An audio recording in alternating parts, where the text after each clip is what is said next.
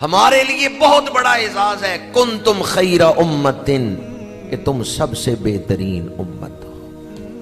لیکن اگر قیامت کے دن جو صاحب امت ہیں، جو مالک امت ہیں، جن کی نسبت سے ہم خیر الامم ہیں، وہ فرمائیں میری امت کی صفوں میں نہیں کھڑا ہونا کیونکہ تم نے ناجائز قبضہ کیا تھا، تو پھر اس دن حشر کیا ہوگا؟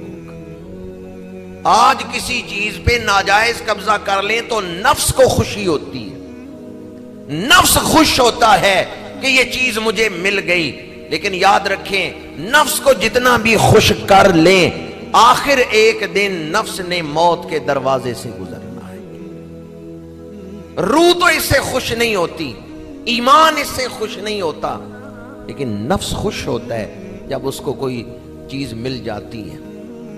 آج نفس کی تھوڑی سی خوشی کے لیے اپنا نام بدبختوں کی فہرست میں نہ لکھوائیں۔ کئی لوگ ایسے ہیں جو اس وعید سے بچنے کے لیے اپنا حق بھی دوسروں کو دے دیتے ہیں، اور یہی لوگ انسانیت کا زیور ہیں، حسن ہے معاشرے کا، جو دوسروں کا حق سلب نہیں کرتے بلکہ ایثار سے کام لیتے ہیں، اپنا حصہ دوسروں کو دے دیتے ہیں۔ لیکن خود غرض اور مفاد پرست لوگ اس بات کو نہیں سمجھ سکتے۔ ہمارے ہاں آج اکثریت نفس پرستوں کی اور ہوس پرستوں کی، خود غرضوں کی ہے، اس لیے ہم ناجائز قبضہ کرنا اپنے لیے کامیابی سمجھتے ہیں۔ دوسری حدیث پاک جس میں حضور نے فرمایا کہ جس شخص نے یہ کام کیا وہ ہم میں سے نہیں، یہ حدیث المعجم الاوسط میں امام طبرانی نے نقل کی ہے۔ لیس منا من سحر او سحر له، فرمایا جس نے جادو کیا یا جادو کروایا وہ ہم میں سے نہیں۔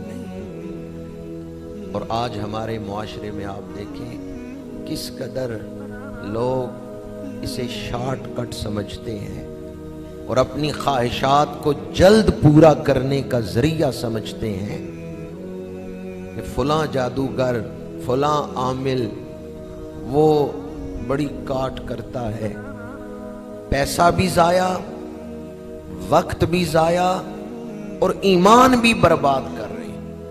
یاد رکھیں کہ بعض جادو ایسے ہیں جن کی وجہ سے آدمی کافر ہو جاتا ہے، اس میں ایسے منتر پڑھے جاتے ہیں یا پڑھنے کے لیے کہا جاتا ہے جن سے آدمی کافر ہو جاتا ہے، اور بعض جادو ایسے ہیں جن سے آدمی گناہگار ہوتا ہے، کافر تو نہیں ہوتا، وہ جادو حرام ہے۔ لیکن دونوں صورتوں میں چاہے جادو کفر والا ہو یا حرام والا ہو، دونوں صورتوں میں ہی میرے آقا کریم نے فرمایا لیس منا من سحرا او سحر لہ، جس نے جادو کیا یا جادو کروایا وہ ہم میں سے نہیں۔ زندگی آزمائش ہے، زندگی امتحان ہے، اس میں آپ جتنی بھی سہولیات حاصل کر لیں پریشانیاں ساتھ ساتھ چلتی رہیں گی، مسائل اور وسائل کی جنگ ہمیشہ رہے گی۔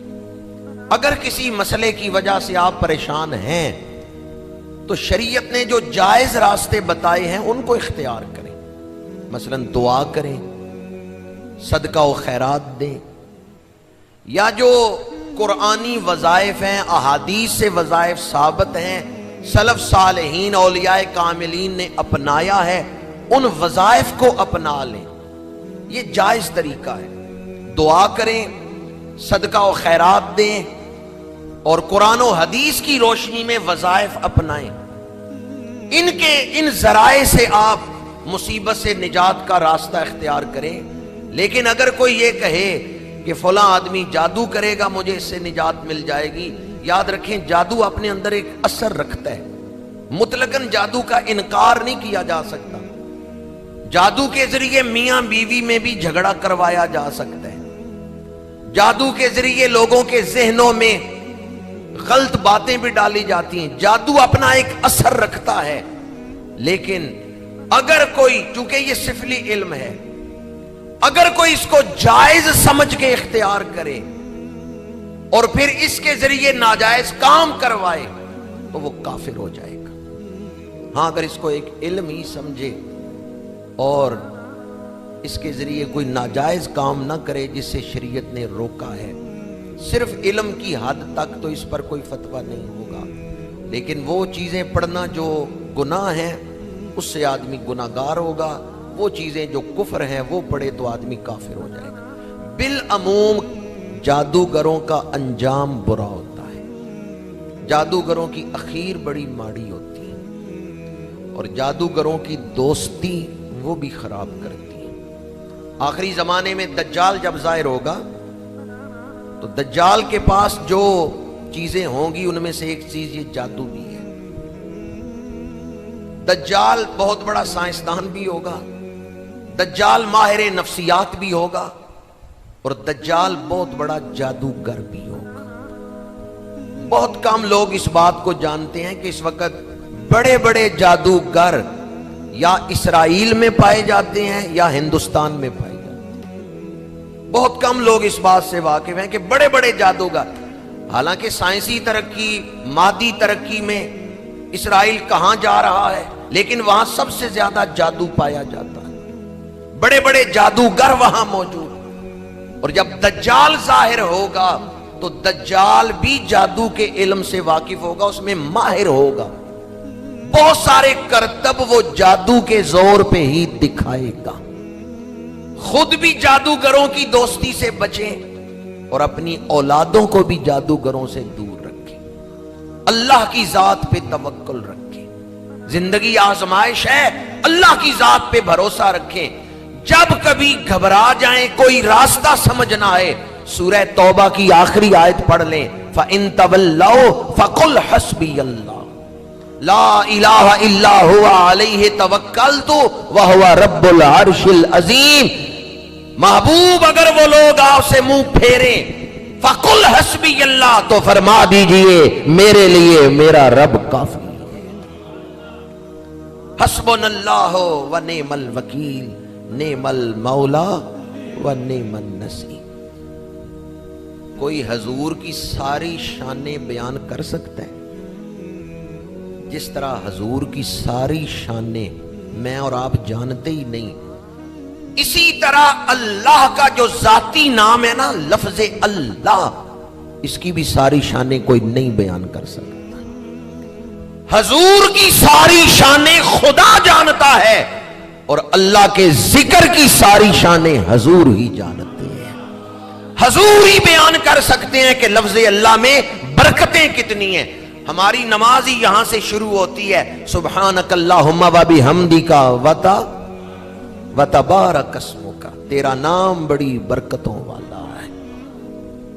اللہ تعالیٰ کے نام سے انس پیدا کریں، محبت پیدا کریں۔ اللہ تعالیٰ کا نام جادو سے نجات کا بہت بڑا وظیفہ ہے۔ قرآن پاک کی آخری 2 سورتیں انہیں رات سونے سے پہلے پڑھ کے اپنے اوپر دم کر لیں، یا آیت الکرسی اسے پڑھ کے ہاتھ پہ پھونک کے پورے بدن پہ پھیر لیں۔ آیت الکرسی بھی بہت بڑا وظیفہ ہے جادو سے نجات کے لیے۔ موضوع تو ایک الگ ہے جادو، میں نے تھوڑی سی تشریح کی اس حدیث کی روشنی میں جس میں حضور نے فرمایا لیس منا، جو جادو کرے اور جادو کروائے وہ ہم میں سے نہیں۔ 2 حدیثیں میں نے آپ کے سامنے بیان کی جن میں حضور نے فرمایا یہ کام کرنے والا ہم میں سے نہیں۔ تیسری حدیث، النکاح من سنتی، فرمایا نکاح کرنا میری سنت ہے۔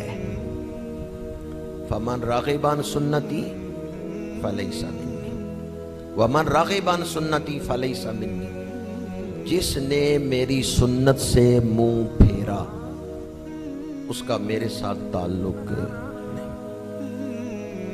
جو آدمی نکاح کرنے کی طاقت رکھتا ہے، مالی وسعت رکھتا ہے، حالات اجازت دیتے ہیں، وہ نکاح کر سکتا ہے، پھر وہ نکاح نہیں کرتا، وہ اس وعید کا مستحق ہوگا۔ سب سے پہلے تو حضور نے فرمایا النکاح من سنتی، نکاح کرنا میرا طریقہ ہے۔ اللہ تعالیٰ نے حضور سے پہلے بڑی شانوں والے رسول بھیجے، ان رسولوں نے نکاح فرمائے، ان کی بیویاں بھی تھیں، ان کی اولادیں بھی تھیں۔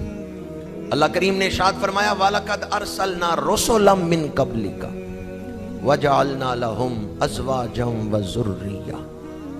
اے محبوب، ہم نے آپ سے پہلے شانوں والے رسول بھیجے اور ہم نے انہیں بیویاں بھی دیں، اولادیں بھی دیں۔ تو پہلے رسولوں نے بھی نکاح فرمائے، اولادوں کی پرورش کی۔ اس سے پتہ چلتا ہے نکاح کرنا انبیاء کی جو آدمی نکاح کر رہا ہے وہ انبیاء کے طریقے پہ چل رہا ہے، وہ حضور کی سنت کو اپنا رہا ہے۔ تو نکاح کرتے ہوئے اگر یہ نیت ہو کہ نکاح کرنا حضور کی سنت ہے تو سنت کا ثواب بھی مل رہا ہے۔ دوسرا فائدہ نکاح کا، اذا تزوج العبد استکمل